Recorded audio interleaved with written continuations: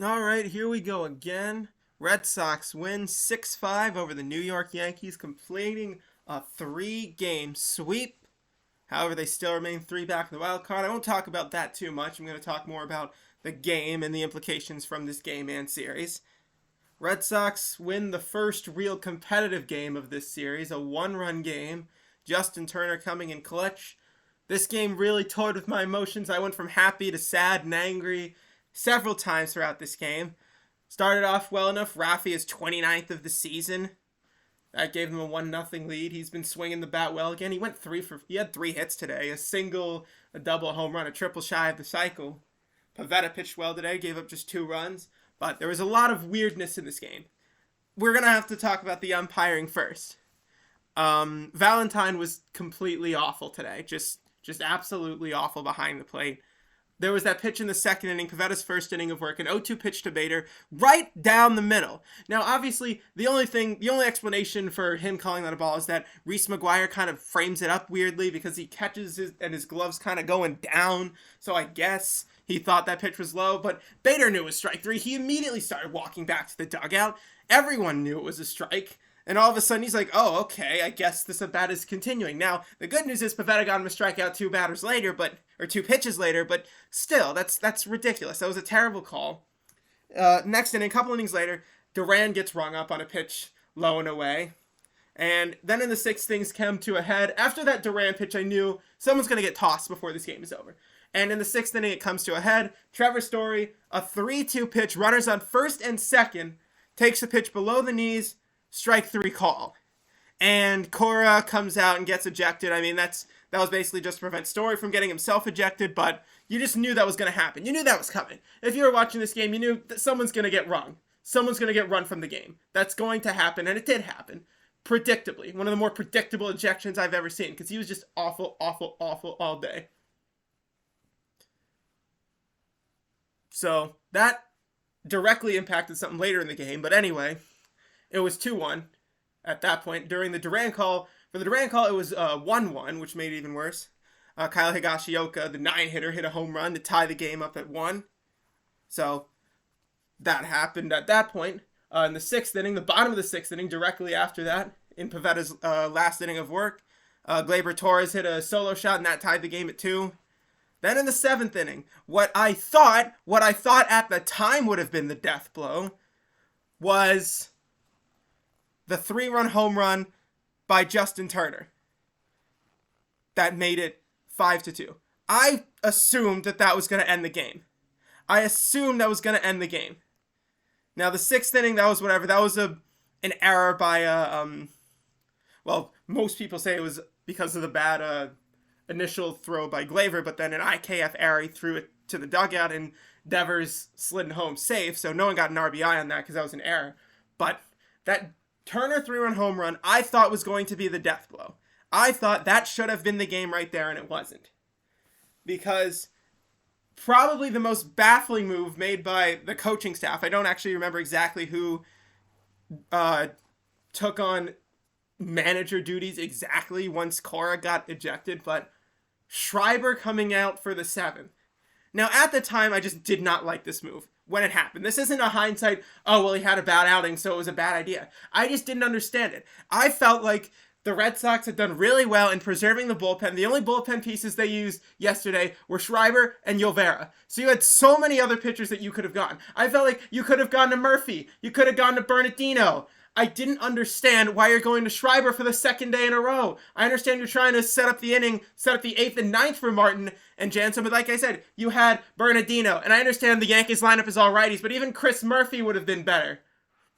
And Schreiber just does not have it, puts the first 2 hitters on, and then Anthony Volpe, a 3-run shot, ties the game. And at that point, I was pretty sure we were going to lose. I was convinced we were going to lose at that point. Schreiber was able to get 2 outs. Bernardino comes on, gets 1 out, gets out of the inning, thank God. So, we're able to keep it tied there. Then in the 8th inning, you have the play at the plate, where Ref Snyder fields the ball, he slips as the runner's trying to score, and then they have a play at the plate. He's initially called safe, but he ends up being called out at the end of it, but that was tough. We very easily could have lost that game. And that was Chris Martin, who's been nails. He, at the end of it, pitched a scoreless inning. But then in the ninth, Justin Turner, runners on first and third, 1 out, coming in clutch, a RBI double, scoring the go-ahead run. I was hoping that we would have pushed across more, because then we had second and third with just 1 out, but 2 ground outs ended the inning.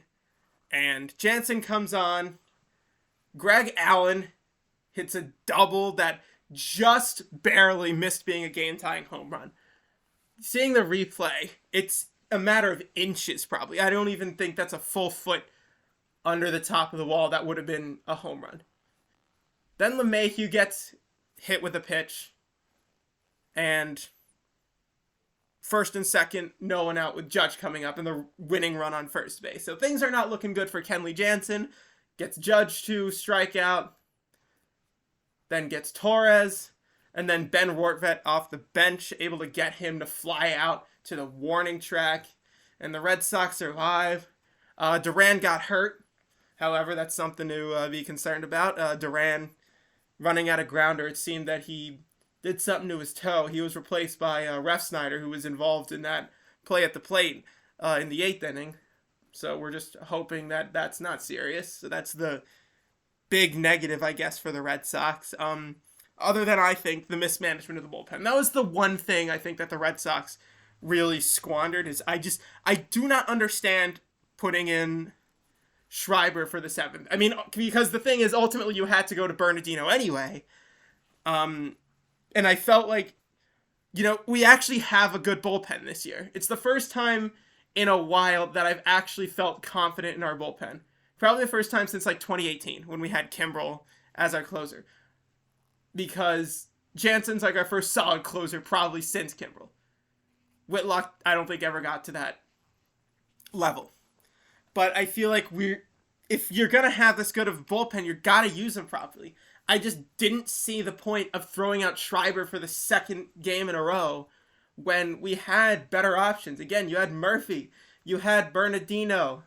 And like I said, I understand the Yankees lineup is all right-handed hitters, but still, he's just been way, way, way more consistent than Schreiber. Schreiber just, it feels like every second or third outing, he goes out there and just gets shelled.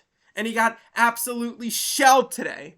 A blown save, and that's the one thing that the Red Sox have been better at. They haven't blown many saves. That's the first blown save. I know it was the 7th inning, but it's considered a save because it was the last 3 innings of the game and it was only a 3-run game. Not good. Not good. Just not good. Again, Pivetta probably should have... He pitched well enough to get a win, of course. 5 innings, just 2 runs. But unfortunately, because of that, he doesn't get credit. Chris Martin gets the win, which is fine, even though even he didn't pitch as well as he normally does. Jansen eventually gets the save.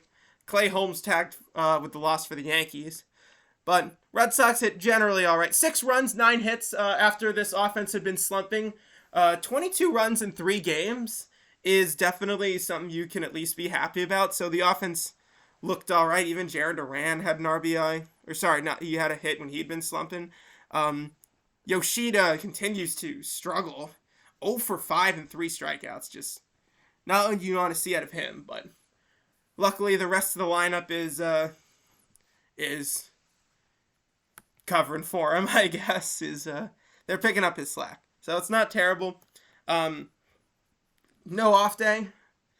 We got Houston. That's a critical series. Houston's actually within striking distance. So this is another series that the Red Sox have a huge opportunity. And I don't know how I feel about it, because I feel like we played this a couple weeks ago with the Toronto series. They had a huge, huge, huge opportunity to get themselves really into the mix, and they squandered it. So I really hope that that's not going to happen here. The Yankees obviously are out of it. They're now 4 games under 500. Hopefully this, if it doesn't do as much for us, it does something to them and kind of puts them out of the race. Hopefully that's one less team we'll have to worry about down the stretch. Because the teams we're looking up at, mainly Houston, Toronto, and Seattle. Baltimore or Tampa Bay is going to hold that first wild card spot, I'm pretty sure. Obviously I know with Tampa Bay there's all that other drama, but I doubt that they fall that far anyway. They're a good enough team to still win a lot of games. Whoever's second in the AL East is going to be the first wild card. And that's going to be tough. I mean, honestly, being the third wild card is going to be way better than being the second wild card, because if you're the second wild card, you're going to have to travel to Baltimore or Tampa Bay. But if you're the third wild card, you get to play probably a very weak AL Central team. Once again, the Red Sox have a better record than the division-leading Minnesota Twins, and they pretty much have all year. It was honestly looking like the division winner from the Central wasn't even going to finish at 500. They probably will now, but they might not win 90 games. That's definitely possible, as they don't win 90 games. But overall, Red Sox win, a tough one. Overall, in an entertaining game. If I wasn't a Red Sox fan or a Yankees fan, I would just say, hey, this is a pretty, entertaining, interesting ball game, very back and forth affair, kind of everything you want in a baseball game. So, I guess maybe I'm complaining too much, but we got some important games ahead of us, so hopefully they can continue to get things done when they need to.